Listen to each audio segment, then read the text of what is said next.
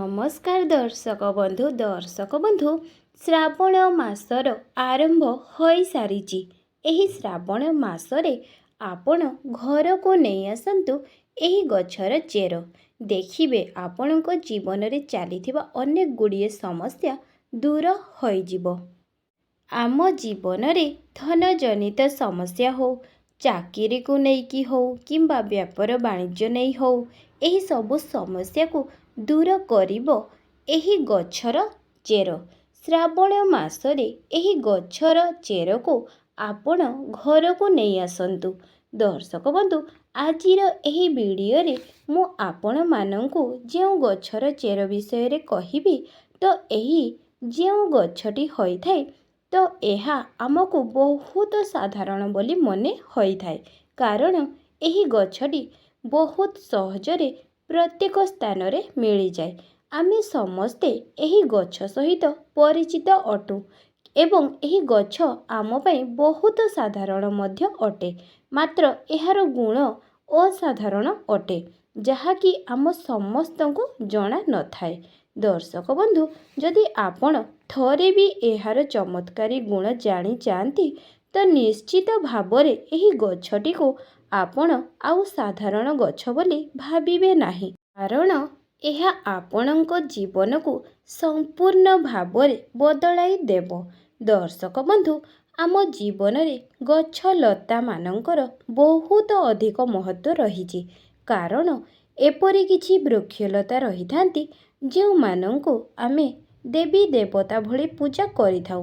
ସେମାନେ ଆମ ପାଇଁ ଦେବତୁଲ୍ୟ ହୋଇଥାନ୍ତି। ଏହି ଗଛଗୁଡ଼ିକୁ ପୂଜା କରିବା ଦ୍ୱାରା ମନସ୍କାମନା ପୂର୍ଣ୍ଣ କରିବାରେ ବହୁତ ସହାୟକ ହୋଇଥାଏ।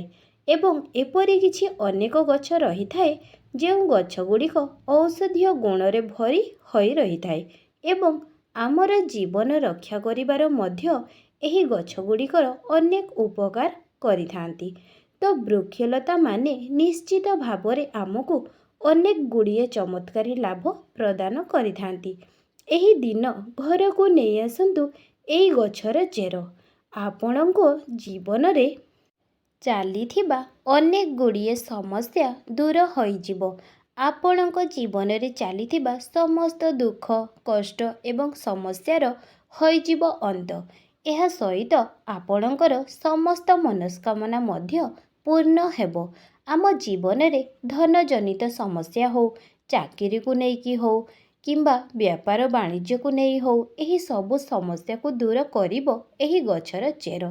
ଅନେକ ପ୍ରକାରର ରୋଗ ବ୍ୟାଧିରୁ ମଧ୍ୟ ଏହି ଚେର ଆପଣଙ୍କୁ ରକ୍ଷା କରିଥାଏ। ବନ୍ଧୁମାନେ, ଏହି ଗଛଟି ସହିତ ଆପଣମାନେ ସମସ୍ତେ ଭଲ ଭାବରେ ପରିଚିତ ଥିବେ ଏବଂ ଏହି ଗଛଟିକୁ ଏକ ସାଧାରଣ ଗଛ ବୋଲି ଅଣଦେଖା କରି ଦେଇଥିବେ।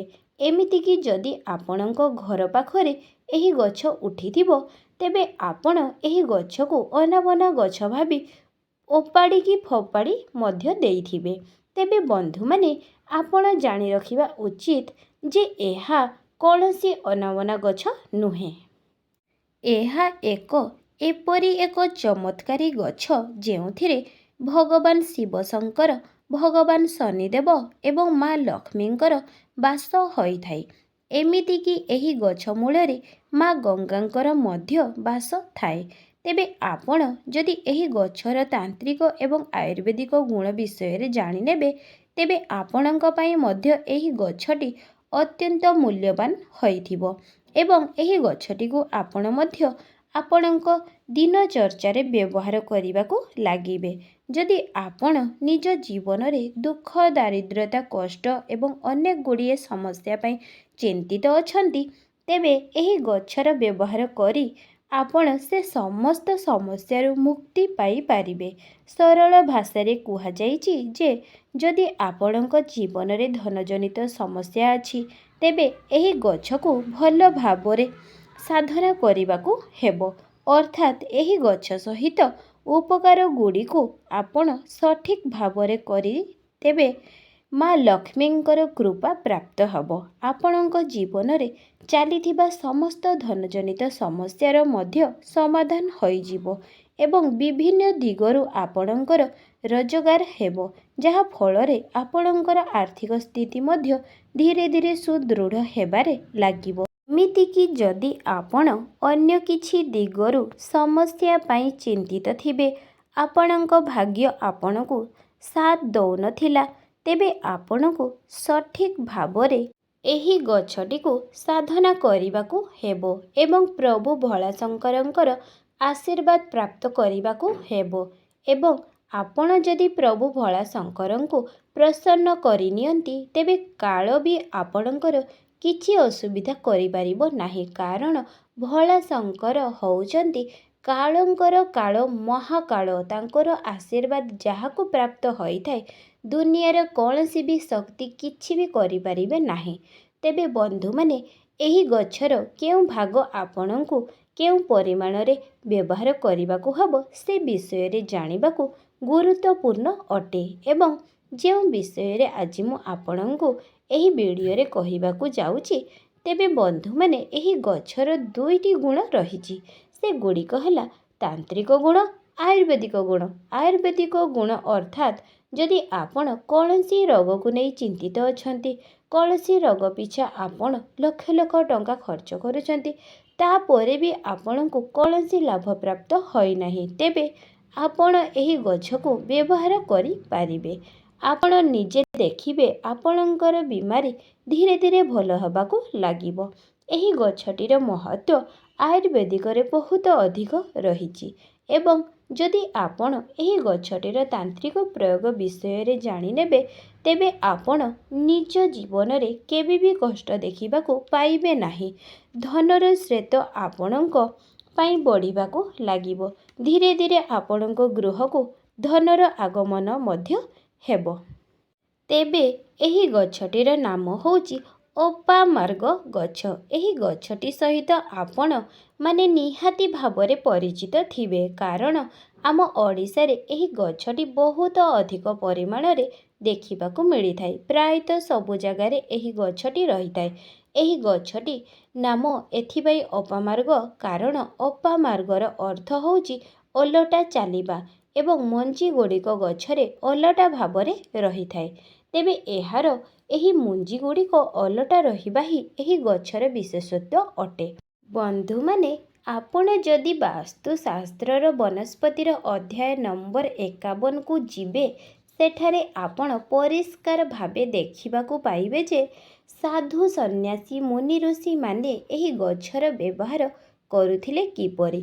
ପୂର୍ବ କାଳରେ ଏହି ଗଛକୁ ଧର୍ମଶାସ୍ତ୍ରରେ ଶୁଭ ଗଛ ବୋଲି ମନାଯାଉଥିଲା। ଏହି ଗଛର ବ୍ୟବହାର କରି ଆପଣଙ୍କ ଶରୀରରେ ପୁଷ୍ଟିସାରକୁ ମଧ୍ୟ ରକ୍ଷା କରିପାରିବେ। ତେବେ ପୂର୍ବ କାଳରେ ଯେତେବେଳେ ମୁନି ଋଷିମାନେ ମାସ ମାସ ଧରି ଭଗବାନଙ୍କୁ ତପସ୍ୟା କରୁଥିଲେ, ସେତେବେଳେ ସେମାନେ ଏହି ଗଛର ମଞ୍ଜିକୁ ଖେଚୁଡ଼ି କିମ୍ବା କ୍ଷୀରି ବନାଇ ଖାଉଥିଲେ, ଯାହା ଫଳରେ ସେମାନଙ୍କୁ 10-15 ଦିନ ଧରି ଭୋକ ଲାଗୁନଥିଲା। ସେଥିପାଇଁ ମୁନି ଋଷିମାନେ ଏହି ଗଛକୁ ସର୍ବଦା ନିଜ ପାଖରେ ରଖୁଥିଲେ ଏବଂ ଏହାର ମଞ୍ଜିର ମଧ୍ୟ ବ୍ୟବହାର କରୁଥିଲେ। ଏହା ଏକ ଚମତ୍କାରୀ ଗଛ ଅଟେ, କାରଣ ଏହା ଉପରେ ଅମୃତର କିଛି ବୁନ୍ଦା ପଡ଼ିଥିଲା। ଯେତେବେଳେ ସମୁଦ୍ର ମନ୍ଥନ ହୋଇ ଅମୃତ ମିଳିଲା ଏବଂ ତାହା ଧରାପୃଷ୍ଠକୁ ଆସିବା ସମୟରେ ଏହି ଗଛ ଉପରେ ପଡ଼ିଥିଲା, ତେଣୁ ଏହି ଗଛର ମୂଳରେ ମା ଗଙ୍ଗାଙ୍କର ନିବାସ ସ୍ଥଳୀ। ପୂର୍ବ କାଳରେ ଏହି ଗଛର ମୂଳକୁ ଲୋକମାନେ ଦାନ୍ତ ଘଷିବା କାର୍ଯ୍ୟରେ ବ୍ୟବହାର କରୁଥିଲେ। ଆପଣଙ୍କ ଦାନ୍ତ ଦରଜ ହେଉଛି, ପାଇରିଆ ହୋଇଛି, ଦାନ୍ତରେ ହଳଦିଆ ପଡ଼ିଯାଇଛି, ଦାନ୍ତରେ ବ୍ୟାକ୍ଟେରିଆ ଜମିଯାଇଛି, ତେବେ ଏହିସବୁ ସମସ୍ୟା ପାଇଁ ଏହି ଗଛଟି ଆପଣଙ୍କ ପାଇଁ ରାମବଳ ହୋଇପାରିବ। ତେବେ ପ୍ରଥମେ ଏହି ଗଛର ଆୟୁର୍ବେଦିକ ଗୁଣ ବିଷୟରେ ଜାଣିଲେ, ତାପରେ ଆମେ ଏହି ଗଛର ତାନ୍ତ୍ରିକ ଗୁଣ ବିଷୟରେ ଜାଣିବା। ତେବେ ପ୍ରଥମେ ଆୟୁର୍ବେଦିକ ଗୁଣ ବିଷୟରେ ଜାଣିବା। ଦାନ୍ତ ମୂଳ ଯଦି ବ୍ୟଥା ହେଉଛି, ବ୍ୟାକ୍ଟେରିଆ ଜମୁଛି, ଅନେକ ଔଷଧ ଖାଇବା ପରେ ମଧ୍ୟ ଆପଣଙ୍କୁ କୌଣସି ଉପଶମ ମିଳିନାହିଁ, ତେବେ ମାତ୍ର 15 ଦିନ ପର୍ଯ୍ୟନ୍ତ ଏହି ଗଛର ମୂଳ କିମ୍ବା ଚେରରେ ଦାନ୍ତ ଘଷନ୍ତୁ। ତେବେ ଦେଖିବେ ଆପଣଙ୍କୁ ଦାନ୍ତ ଜନିତ ସମସ୍ୟା ଦୂର ହେବ। ଯଦି ଆପଣ ଆପଣଙ୍କ ମାଢ଼ିରେ କୌଣସି ପ୍ରକାରର ଅସୁବିଧା ଅନୁଭବ କରୁଛନ୍ତି, ତେବେ ଲଗାତାର 1 ମାସ ପର୍ଯ୍ୟନ୍ତ ଗଛ ମୂଳରେ ଦାନ୍ତ ଘଷିବା ଫଳରେ ମାଢ଼ି ଜନିତ ସମସ୍ୟା ମଧ୍ୟ ଦୂର ହେବ। ଆଜିକାଲି ଆଣ୍ଠୁଗଣ୍ଠି ଜନିତ ସମସ୍ୟାକୁ ଦୂର କରିବା ପାଇଁ ଆମେ ଏହି ଗଛକୁ ବ୍ୟବହାର କରିପାରିବା। ଏହିଭଳି ଜଟିଳ ପରିସ୍ଥିତିର ସମସ୍ୟାରେ ଏହି ଗଛ ହିଁ ଆପଣଙ୍କୁ ଉପାସନା କରିପାରିବ। ସେଥିପାଇଁ ଆପଣ ଅପାମାର୍ଗ ଗଛର କିଛି ମୂଳ ନେଇ ଆସନ୍ତୁ ଏବଂ ଏହାକୁ ଭଲ ଭାବରେ ଖରାରେ ଶୁଖାଇ ଦିଅନ୍ତୁ। ତାପରେ ଭଲ ଭାବରେ ଶୁଖିଗଲା ପରେ ଚେରରେ ପାଉଡ଼ର ପ୍ରସ୍ତୁତ କରନ୍ତୁ ଏବଂ ତାପରେ ସୋରିଷ ତେଲରେ ସେହି ପାଉଡ଼ରକୁ ଭଲ ଭାବେ ଫୁଟାଇ ଥଣ୍ଡା କରି ଯନ୍ତ୍ରଣା ହେଉଥିବା ସ୍ଥାନରେ ଲଗାଇ ଦିଅନ୍ତୁ। ତେବେ ଏହି ତେଲଟି 2 ମାସ ପର୍ଯ୍ୟନ୍ତ ଲଗାନ୍ତୁ। ଦେଖିବେ ଆପଣଙ୍କୁ ଯନ୍ତ୍ରଣାରୁ ଉପଶମ ମିଳିବ।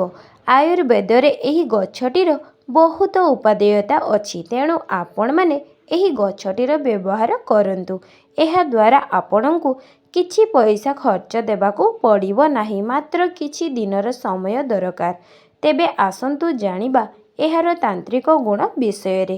ସମାଜରେ ଏପରି କେତେକ ଲୋକ ଅଛନ୍ତି ଯେଉଁମାନେ କି ଶତ୍ରୁ ଦ୍ୱାରା କିଛି ନା କିଛି ଅସୁବିଧା ଭୋଗିଥାନ୍ତି। ସେମାନଙ୍କର ଶତ୍ରୁମାନେ ସର୍ବଦା କିଛି ନା କିଛି କ୍ଷତି କରିଥାନ୍ତି, ଯାହା ଫଳରେ କି ସେମାନଙ୍କୁ ଅନେକ ଦୁଃଖ କଷ୍ଟ ଯନ୍ତ୍ରଣାର ଶିକାର ହୋଇଥାନ୍ତି। ସେଥିପାଇଁ ଆପଣଙ୍କୁ ଶନିବାର ଦିନ ଏହି ଗଛର ପ୍ରୟୋଗ କରିବାକୁ ହେବ। ଶନିବାର ଦିନ ଅପାମାର୍ଗର ମଞ୍ଜି ଛିଡ଼ାଇ ଆଣି ଲାଲି କପଡ଼ାରେ ବାନ୍ଧିଦେଇ ତାକୁ ଶନି ଦେବତାଙ୍କ ମୂର୍ତ୍ତି କିମ୍ବା ଫଟୋରେ ଗୋଟିଏ ପାଖରେ ବସାଇ ଦିଅନ୍ତୁ। ଆପଣ କେବେ ବି ଶନି ଦେବଙ୍କର ସାମ୍ନା ସାମ୍ନି ବସିବେ ନାହିଁ, ଡାହାଣ କିମ୍ବା ବାମ ପାର୍ଶ୍ୱରେ ବସିବେ। ତାପରେ ଆପଣ ଶନି ଚାଳିଶାର ପାଠ କରନ୍ତୁ। ତେବେ 51 ଥର ଆପଣଙ୍କୁ ଶନି ଚାଳିଶାର ପାଠ କରିବାର ଅଛି। ତାପରେ ସେହି କପଡ଼ାକୁ ଏପରି ସ୍ଥାନରେ ରଖିବେ ଯେଉଁ ସ୍ଥାନରେ କେହି ଯାଉ ନଥିବେ। ଏହାପରେ ଆପଣ ଦେଖିବେ ଯେ ଆପଣଙ୍କ ଶତ୍ରୁ ତାର ସବୁ ପ୍ରକାରର ଚେଷ୍ଟାରେ ବିଫଳ ହେବ। ଆପଣଙ୍କ ଶତ୍ରୁମାନେ କଦାପି ଆପଣଙ୍କର କ୍ଷତି କରିବେ ନାହିଁ ଏବଂ ଅକାରଣରେ ଆପଣଙ୍କର ଯିଏ କ୍ଷତି କରିବାକୁ ଚାହୁଁଥିବ ଓଲଟା ତାର ହିଁ କ୍ଷତି ହେବ। ଆପଣ ଯଦି ଚାହୁଁଛନ୍ତି ଆପଣଙ୍କର ବ୍ୟାପାରରେ ଲାଭ ହେଉ, ଉନ୍ନତି ହେଉ, ତେବେ ଏହି ଉପାୟଟି ଆପଣଙ୍କୁ ଶୁକ୍ରବାର ଦିନ କରିବାକୁ ହେବ। ଶୁକ୍ରବାର ଦିନ ଏହାର ମଞ୍ଜିକୁ ଛିଡ଼ାଇ ଆଣି ଲାଲ କପଡ଼ାରେ ବାନ୍ଧି ତାର ଉପରେ କିଛି ସିନ୍ଦୁର ରଖିଦିଅନ୍ତୁ। ତାପରେ ଆପଣଙ୍କୁ ଏହାକୁ ନିଜ ବ୍ୟାପାର ବାଣିଜ୍ୟ ସ୍ଥଳରେ ରଖିଦିଅନ୍ତୁ। ଯେଉଁଠାରେ ଆପଣ ପଇସା ରଖୁଛନ୍ତି ସେହି ଡ୍ରରେ ରଖି ଦିଅନ୍ତୁ। ଦେଖିବେ ଧୀରେ ଧୀରେ ଆପଣଙ୍କର ବ୍ୟାପାରରେ ଲାଭ ହେବ ଏବଂ ଧନର ବୃଦ୍ଧି ହେବ। ଯଦି ଆପଣଙ୍କୁ ଲାଗୁଛି ଯେ ଆପଣଙ୍କ ପଛରେ ଭୂତ ପ୍ରେତର ପ୍ରଭାବ ରହିଛି, ଆପଣଙ୍କୁ ଭୂତ ପ୍ରେତ ଜନିତ ସମସ୍ୟାର ସମ୍ମୁଖୀନ ହେବାକୁ ପଡ଼ୁଛି କିମ୍ବା ଆପଣଙ୍କ ଉପରେ ତନ୍ତ୍ର ମନ୍ତ୍ରର ପ୍ରୟୋଗ କରାଯାଉଛି ଏବଂ କୌଣସି କଳା ଯାଦୁର ପ୍ରୟୋଗ କରାଯାଉଛି, ତେବେ ଆପଣ ଏହି ଉପାୟଟିର ପାଳନ କରନ୍ତୁ। ଏହି ଉପାୟଟି କରିବା ପରେ ଆପଣଙ୍କ ଉପରେ କୌଣସି ବି ନକାରାତ୍ମକ ଶକ୍ତିର ପ୍ରଭାବ ପଡ଼ିବ ନାହିଁ। ତେବେ ସୋମବାର ଦିନ ଆପଣ ଗୋଟିଏ ଅପାମାର୍ଗ ଗଛ ଉପାଡ଼ି ଆଣନ୍ତୁ। ତାର ମୂଳକୁ ଭଲ ଭାବେ ଧୋଇ ନେଇ ଏହାକୁ ନେଇ ଆପଣ ପ୍ରଭୁ ଶିବ ଶଙ୍କରଙ୍କର ଫଟୋ ସାମ୍ନାରେ ବସି 101 ଥର ଓମ୍ ନମଃ ଶିବାୟ ମନ୍ତ୍ରର ଜପ କରନ୍ତୁ। ତାପରେ ଗୋଟିଏ ଚାନ୍ଦିର ତାବିଜରେ ପୂରାଇ ଗଳାରେ ପିନ୍ଧନ୍ତୁ। ଆପଣ ନିଜେ ଦେଖିବେ ଯେତେ ବି ନକାରାତ୍ମକ ଶକ୍ତି, ଭୂତ ପ୍ରେତ କୌଣସିର ପ୍ରଭାବ ପଡ଼ିବ ନାହିଁ। ସମାଜରେ ଆପଣ ମାନ ସମ୍ମାନ ପଦ ପ୍ରତିଷ୍ଠା ବୃଦ୍ଧି କରିବା ପାଇଁ ଚାହୁଁଛନ୍ତି, ତେବେ ଏହି ଉପାୟଟିକୁ ପ୍ରୟୋଗ କରନ୍ତୁ। ଏହା ଆପଣଙ୍କ ଜୀବନରେ ଫଳପ୍ରଦ ହେବ। ତେବେ ନିଶ୍ଚିତ ଭାବେ ଆପଣ ଏହା ଜାଣନ୍ତି ମଙ୍ଗଳବାରଟି ପ୍ରଭୁ ହନୁମାନଙ୍କୁ ସମର୍ପିତ ଅଟେ। ତେବେ ମଙ୍ଗଳବାର ଦିନ ଏହି ଗଛକୁ ଉପାଡ଼ି ଆଣି ଚେରକୁ ଭଲ ଭାବେ ଶୁଖାଇ ଦିଅନ୍ତୁ। ସେହି ଚେରକୁ ପାଉଡ଼ର କରି ରଖନ୍ତୁ ଏବଂ ଆପଣ ଯେଉଁ ତିଳକ ମଥାରେ ଲଗାଉଛନ୍ତି ସେହି ତିଳକରେ ଆପଣ ଏହାକୁ ମିଶାଇ ଲଗାନ୍ତୁ। ଦେଖିବେ ଆପଣ ବେପାର ବାଣିଜ୍ୟ ଚାକିରି କ୍ଷେତ୍ରରେ ଯେଉଁ ସ୍ଥାନକୁ ଯିବେ ଏହି ତିଳକ ଲଗାଇ ଗଲେ ଆପଣଙ୍କୁ ଶୁଭ ଫଳ ମିଳିବ। ଏହାଦ୍ୱାରା ଏହାକୁ ତିଳକ କରି ଲଗାଇବା ଦ୍ୱାରା ଆପଣଙ୍କ କୁଣ୍ଡଳୀରେ ମଙ୍ଗଳ ଗ୍ରହ ମଧ୍ୟ ମଜବୁତ ହୋଇଥାଏ। ତେବେ ବନ୍ଧୁମାନେ ଉପାୟ ଗୁଡ଼ିକ ଅତି ସହଜ ଅଟେ।